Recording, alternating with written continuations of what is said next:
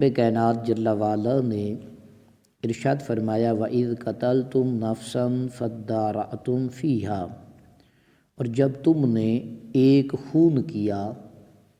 اور اس کی تہمت جو ہے ایک دوسرے پر ڈالنے لگے، وَاللَّهُ مُخْرِجٌ مَا كُنْتُمْ تَكْتُمُونَ، اللہ اس کو ظاہر کرنے والا ہے ما کنتم تکتمون، جس کو تم چھپاتے ہو۔ اس آیت مبارکہ کے اندر اس بات کو بیان کیا گیا کہ بنی اسرائیل میں سے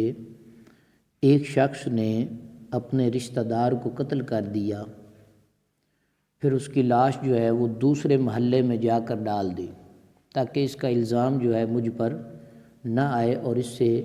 ایک تو اس کی وراثت کا میں حقدار بن جاؤں، دوسرا جو ہے اس کا خون بہا، یعنی قصاصاً ایک تو ہے کسی دوسرے کو قتل کیا جانا، جب مجرم ملے گا ہی نہیں تو خون بہا جو ہے کسی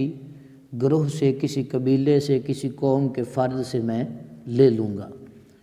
اب اللہ رب العزت نے بیان فرمایا کہ جب تم نے ایک خون کیا اور اس کو پھر ایک دوسرے پر ڈالنے لگے کہ فلاں نے کیا ہوگا، فلاں نے کیا ہوگا، حالانکہ تم چھپا رہے تھے،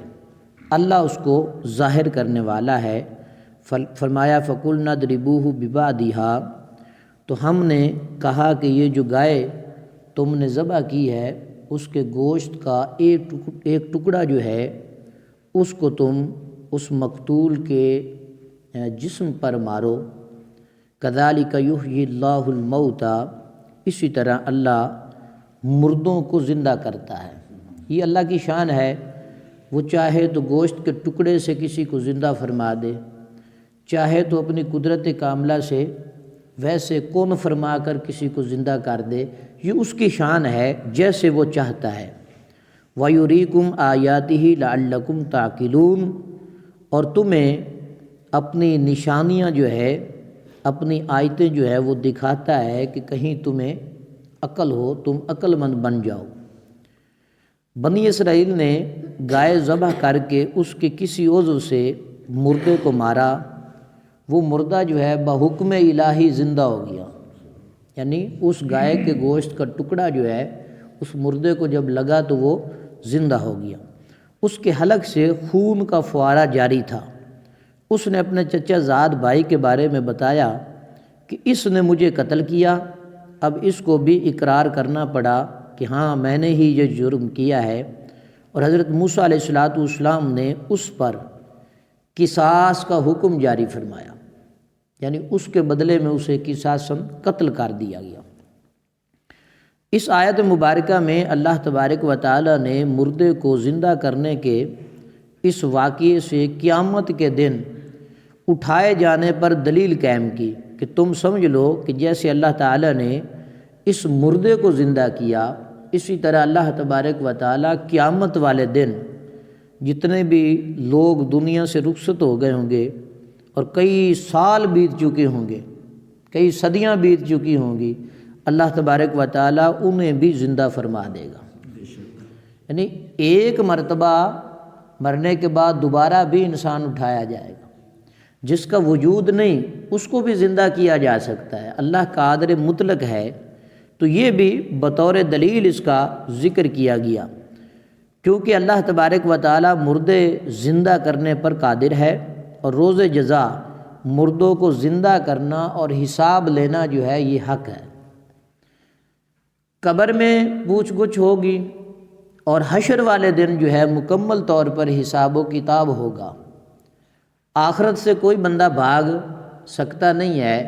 آخرت کا انکار کرنے والا جو ہے وہ دائرہ اسلام سے خارج ہو جاتا ہے، اور جو حساب و کتاب کا انکار کرے وہ بھی دائرہ اسلام سے خارج ہو جاتا ہے۔ رب کائنات جل وعلا نے ارشاد فرمایا ثم قست قلوبکم من بعد ذلک فہی کالحجارۃ او اشد قسوۃ، پھر اس کے بعد تمہارے دل جو ہے وہ سخت ہو گئے، بڑے سخت ہو گئے۔ کیسے سخت ہوئے؟ اللہ رب العزت نے مثال بیان فرمائی کہ وہ پتھروں کی مثل ہو گئے، اور او اشد قسوۃ، یا پتھروں سے بھی زیادہ تمہارے دل جو ہے وہ سخت ہو گئے۔ وَإِنَّ مِنَ الْحِجَارَةِ لَمَا يَتَفَجَّرُ مِنْهُ الْأَنْهَارُ، بعض پتھر تو ایسے ہیں کہ وہ پتھر جو ہیں ان سے ندیاں بہہ نکلتی ہیں، لیکن تمہارے دل اتنے سخت ہیں کہ کسی کے بارے میں نرمی آتی ہی نہیں، نرم ہوتے ہی نہیں، بلکہ ان میں شدت تو اور بڑھتی جا رہی ہے۔ تمہارے دل جو ہے ایک تو پتھر ہو چکے ہیں، دوسری بات ہے کہ پتھروں سے بھی زیادہ سخت ہو چکے ہیں۔ اور پہاڑوں کے بارے میں، پتھروں کے بارے میں فرمایا کہ بعض پتھر تو ایسے ہیں وہ پھٹ پڑتے ہیں اور ان سے ندیاں بہنے لگتی ہیں۔ وَإِنَّ مِنْهَا لَمَا يَشَّقَّقُ، اور بعض پتھر جو ہیں وہ تو پھٹ جاتے ہیں، فَيَخْرُجُ مِنْهُ الْمَاءُ، اور ان سے پھر پانی نکلنے لگ جاتا ہے۔ یعنی پتھر اتنے سخت اور شدت والے ہونے کے باوجود پھٹ بھی جاتے ہیں اور پھر وہ پانی بھی دیتے ہیں، اور اس سے لوگ مستفید ہوتے ہیں، اللہ کی مخلوقات اس سے مستفید ہوتی ہیں۔ تو تمہارے اندر تو وہ بھی نہیں ہے کہ تم سے کوئی بندہ فائدہ اٹھا سکے، یعنی تمہاری شدت، تمہاری سختی اتنی زیادہ ہے کہ تم پتھروں سے بھی گئے گزرے ہو، کہ پتھروں کو تو اللہ نے عقل اور شعور نہیں دیا، سمجھنے کی، سننے کی طاقت نہیں دی ہے، لیکن پھر بھی وہ اتنے ہیں کہ سخت ہونے کے باوجود وہ پھٹ جاتے ہیں اور ان سے پھر پانی نکلتا ہے، اور اس پانی سے لوگ جو ہے وہ مستفید ہوتے ہیں، یعنی گویا کہ وہ لوگوں کو فائدہ دیتے ہیں۔ وَإِنَّ مِنْهَا لَمَا يَهْبِطُ مِنْ خَشْيَةِ اللَّهِ، اور بعض پتھر تو ایسے ہیں جو اللہ کی خشیت سے وہ گر پڑتے ہیں، اللہ کے خوف سے گر پڑتے ہیں۔ وَمَا اللَّهُ بِغَافِلٍ عَمَّا تَعْمَلُونَ، اور اللہ کو تمہارے کاموں کی کیا ہے، خبر ہے۔ پتھر اللہ سے ڈرتے ہیں، لیکن حضرت انسان جس نے قرآن کو بھی پڑھا، فرمان مصطفیٰ صلی اللہ علیہ وآلہ وسلم کو بھی پڑھا، پھر بھی وہ نہ ڈرے، تو پھر یہ جہالت کا پرلا درجہ ہے۔ رب کائنات نے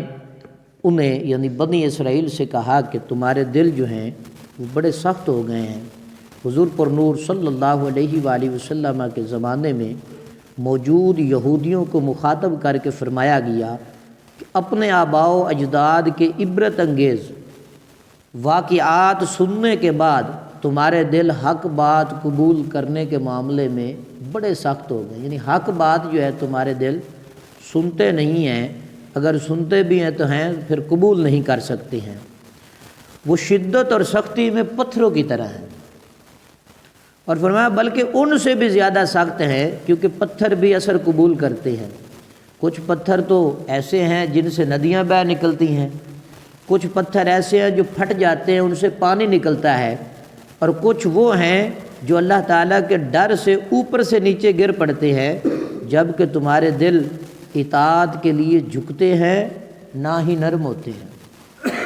نہ اللہ تعالیٰ کی فرما برداری کے لیے جھکتے ہیں اور نہ ہی نرم ہوتے ہیں۔ کتنے لوگ ایسے ہیں جو اللہ کے گھر میں عبادت کے لیے حاضر نہیں ہوتے، جو سارا دن گناہ کرنے کے بعد رات کو اللہ تعالیٰ کے حضور سر بسجود ہو کر اپنے گناہوں کی معافی نہیں مانگتے ہیں۔ تو ہمیں یہ چیزیں سمجھنا چاہیے کہ اللہ تبارک و تعالیٰ کا خوف جو ہے وہ ہمارے دلوں میں ہونا چاہیے، خشیت الہی ہونی چاہیے، تاکہ ہم برائی کی طرف اور گندگی کی طرف جو ہے مائل نہ ہوں۔ جو دل اللہ کی طرف مائل نہیں ہوتے ہیں، جو اللہ سے ڈرتے نہیں ہیں، انہی میں پھر برائیاں آتی ہیں، وہ دل زنگ آلود ہو جاتے ہیں، اور زنگ کو ختم کرنے کا ایک ہی طریقہ ہے، وہ اللہ کا ذکر ہے۔ ذکر الہی سے دلوں کا زنگ ختم ہوتا ہے اور برائیوں سے یہ نیکیوں کی طرف دل آتا ہے۔ لیکن انسان جسے بے پناہ اللہ تعالیٰ نے ادراک اور شعور عطا فرمایا، جو حواس قوی رکھتا ہے، عقل کامل رکھتا ہے، دلائل ظاہر رکھتا ہے، عبرت اور نصیحت کے مواقع بھی اس کے لیے موجود ہیں، لیکن پھر بھی اللہ تعالیٰ کی اطاعت اور بندگی کی طرف نہیں آتا، یہ انسان کی بدبختی ہے۔ اس سے معلوم ہوا کہ دل کی سختی جو ہے نا، دل کی سختی یہ بڑی خطرناک ہے۔